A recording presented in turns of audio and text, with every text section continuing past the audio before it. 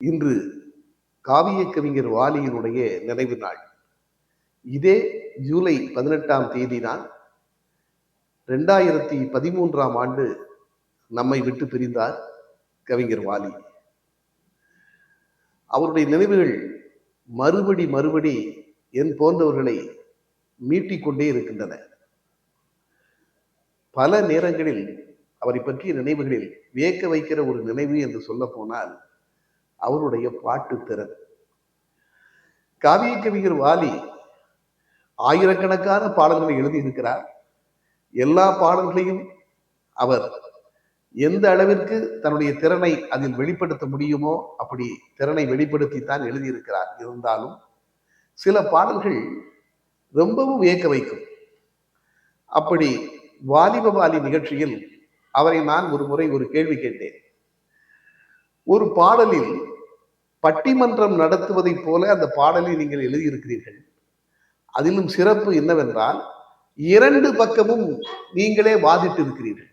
அந்த பாடலில் 2 அணிக்கும் நீங்களே வாதிட்டு இருக்கிறீர்கள். கவிஞர் தான் எழுத வேண்டும், நீங்களே வாதிட்டு இருக்கிறீர்கள்.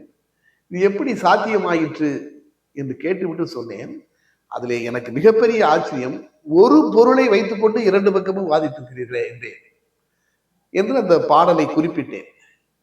நான் குறிப்பிடுகிற அந்த பாடல் இருகோடுகள் படத்தில் வரக்கூடிய புன்னகை மன்னன் பூவிழி கண்ணன் ருக்மிணிக்காக என்ற பாடல். வணக்கம் நண்பர்களே, நான் நெல்லை ஜெயந்தா.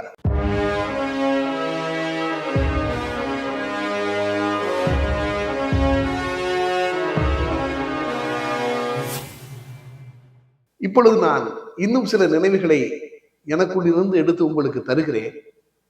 கவிஞர் வாலி அவர்களும் நான் குறிப்பிடக்கூடிய இந்த இருகோடுகள் படத்தினுடைய இயக்குனர் சிகரம் பாலச்சந்தர் அவர்களும் கிளப் ஹவுஸ் என்று சொல்லக்கூடிய வாலி சினிமா வாய்ப்பை தேடி சென்னைக்கு வந்தபோது தங்கியிருந்த அந்த கிளப் ஹவுஸில் தான் சந்தித்திருக்கிறார்கள்.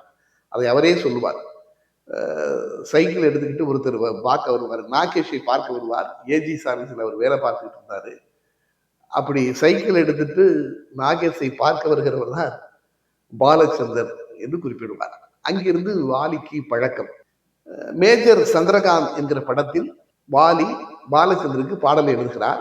ஆனால் 2 பேரும் முதன்முதலாக சந்தித்த இடம் என்று வாலி குறிப்பிடுவதும் பாலச்சந்தர் அவர்கள் குறிப்பிடுவதும் தெய்வத்தாய் பட நிகழ்வுகள் நடந்து கொண்டிருந்த நேரம். தெய்வத்தாய் படத்தில் வசனம் பாலச்சந்தர், பாடல்கள் வாலி. அதில் தான் அவருடைய முதல் சந்திப்பு நிகழ்ந்தது. வாலியிடம் பாலச்சந்தரை ஆரம் வீரப்பன் தான் அறிமுகப்படுத்தி வைத்திருக்கிறார். அதற்கு பிறகு தொடர்ந்து பாலச்சந்தருடைய படங்களிலே கவிஞர் வாலி அவர்கள் பாடல் எழுதினார். வாலிப வாலி நிகழ்ச்சி பேட்டி எடுத்துக்கொண்டது பொழுது ஒரு நாள் கவிஞர் வாலியிடம் சொன்னேன், ஐயா, இந்த நிகழ்ச்சியில் நானும் பத்மாவும் உங்களை பேட்டி எடுக்கிறோம், இது காணாது, வேறு சில முக்கிய பிரமுகர்களை இந்த நிகழ்ச்சிக்கு நான் கொண்டு வர வேண்டும் என்று விரும்புகிறேன் என்று சொன்னபொழுது யார் வர வேண்டும் என்று கேட்டார்.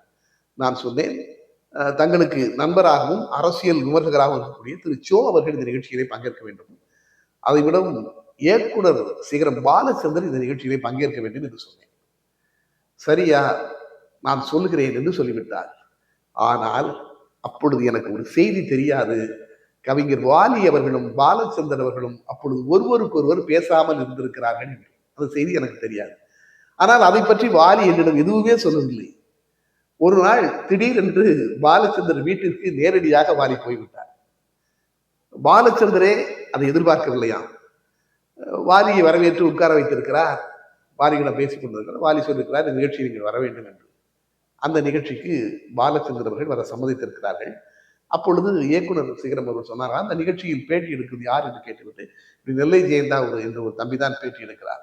அப்ப நெல்லை ஜெயந்தாவை நான் சந்திக்க வேண்டும், வர சொல்லுங்கள் என்று பாலச்சந்தர்கள் சொல்ல, நான் ஒரு நாள் பாலச்சந்தர் சார் வீட்டுக்கு சென்றேன். அங்கே சென்று அவரோடு பேசிக்கொண்டு நிகழ்ச்சியை பற்றி எல்லாம் பேசினார். எவ்வளவு உயர்ந்த இடத்தில் இருந்த ஒரு இயக்குனர் என்னை வாசல் வரை வந்து வழி அனுப்பினார். அதுதான் நான் ரொம்ப வியந்து போனேன். அவர் 2வது மாடி, முதல் மாடியிலோ 2வது மாடியிலோ குடியிருக்கிறார். அந்த லிப்டில் என்னோடு கீழே இறங்கி வந்து வாசலில் என்னை காரில் ஏற்றிவிட்டு அவர் செல்கிறார். எவ்வளவு உயர்ந்த பண்பு! நான் நினைத்து வியந்திருந்தேன். அதை விடவும் பெரிய வியப்பு, அந்த நிகழ்ச்சியினுடைய முடிவில் என் கைகளை பற்றி கொண்டு பாலச்சந்தர் சார் சொன்ன வார்த்தை, ஜெயந்தா ரொம்ப நன்றி உங்களுக்கு என்று சொன்னார். நான் சொன்னேன், இல்லை, நீங்கள் வந்ததன் மூலம் இந்த நிகழ்ச்சி பெருமை அடைந்திருக்கிறது, உங்களுக்கு தான் நான் நன்றி சொல்ல வேண்டும் என்று சொன்னேன். அவர் சொன்னார், அப்படி அல்ல, நான் நிகழ்ச்சிக்கு நீங்கள் என்னை அழைத்திருக்கிறீர்கள் என்பதற்காக நான் நன்றி சொல்லவில்லை, இது நாள் வரை பேசாமல் இருந்த வாலியையும் என்னையும் மறுபடியும் நீங்கள் சேர்த்து வைத்திருக்கிறீர்கள், அதற்கு நான் நன்றி சொல்கிறேன் என்று சொன்னார். அந்த நிமிடத்தில், அந்த நொடியில் தான் எனக்கு தெரியும், அதுவரைக்கும் இருவருக்குள்ளும் ஏதோ சில மனஸ்தாபம் இருந்திருக்கிறது என்று. ஆக அப்படிப்பட்ட கே பாலச்சந்தர் படத்தில் வாலி அவர்கள் எழுதிய அந்த பாடலை பாலச்சந்தர் அவர்கள் அந்த நிகழ்ச்சியிலே வியந்து பேசியிருப்பார். புன்னகை மன்னன் பூவிழி கண்ணன் ருக்மிணிக்காக அந்த பாடலை நீங்கள் எடுத்து பாருங்கள். 2 பெண்கள், ஒரு கணவன், அவன் எனக்குத்தான் சொந்தம் என்று ஒருத்தி சொல்கிறாள், முறைப்படி மணந்தவள் சொல்கிறாள். காதலித்து மணந்தவள், இல்லை, எனக்குத்தான் அவன் சொந்தம் என்று சொல்கிறாள். அந்த 2 பேரும் வாதிடுவதை வாலி எப்படி எழுதுகிறார் பாருங்கள். தேவன் முருகன் கோவில் கொண்டது வள்ளியின் நெஞ்சத்திலே. அந்த 2வது மனைவி அதை சொல்றார். தேவன் முருகன் கோவில் கொண்டது வள்ளியின் நெஞ்சத்திலே. அதே செய்தியை வைத்துக் கொண்டு முதல் மனைவி பாடுகிறார், அவன் தெய்வானை என்றொரு பூவையை மணந்தது திருப்பரங்குன்றத்திலே. அதே மனம், அதே வெளியே போல அதுக்குள்ளே நிற்கிறார்.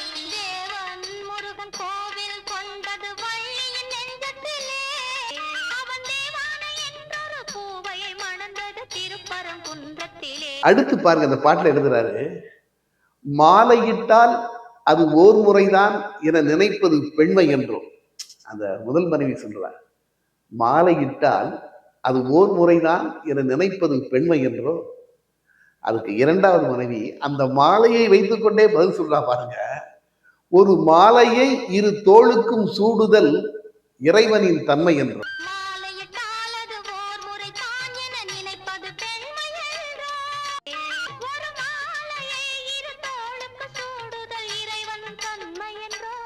அடுத்து பாருங்க, கொஞ்சம் கணவன் குங்குமம் வைப்பது ஒருத்தியின் நெற்றியிலே, அந்த குங்குமம் வைத்தவன் சங்கமமானது இருவரின் நெஞ்சினிலே. அந்த குங்குமத்தை வைத்துக் கொண்டே விளையாடுகிறார். அடுத்தல சொல்வார் பாருங்க, ஈருயிர் என்றும் ஓருடல் தன்னில் வாழ்ந்திட வழி உண்டோ.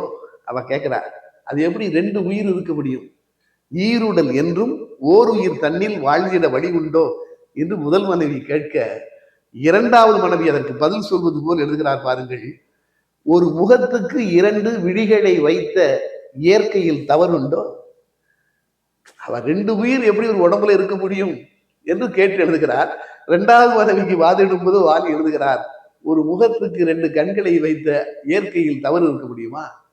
ஆக இந்த பாடல் ஒரு பட்டிமன்ற மாதிரி கவிஞர் வாலி எழுதியிருக்கிற பாடல். எழுதலாம், அதாவது எதிரெதிர் கருத்துக்களை எழுதலாம், ஆனால் ஒரே பொருளை வைத்துக் கொண்டு 2 பேரும் அதற்கு வாதிடுவது என்பது ரொம்ப அரிது. 2ம் நமக்கு சரியாக தோன்றுகிறது. ஒரு உடம்புல 2 உயிர் இருக்க முடியாது என்று அவள் சொல்வதும் சரி, ஆனால் ஒரு முகத்தில் 2 கண்கள் இருக்கலாமே என்று இவள் சொல்வதும் சரி. அதுதான் காவிய கவிஞர் வாலியிடம் வாய்த்திருந்த பாட்டு திறன். இப்படி பல செய்திகளை உங்களோடு நான் இந்த படப்பதிவின் மூலம் பகிர்ந்து கொள்ள போகிறேன்.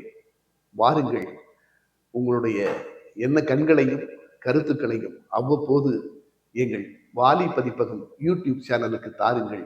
நன்றி, வணக்கம்.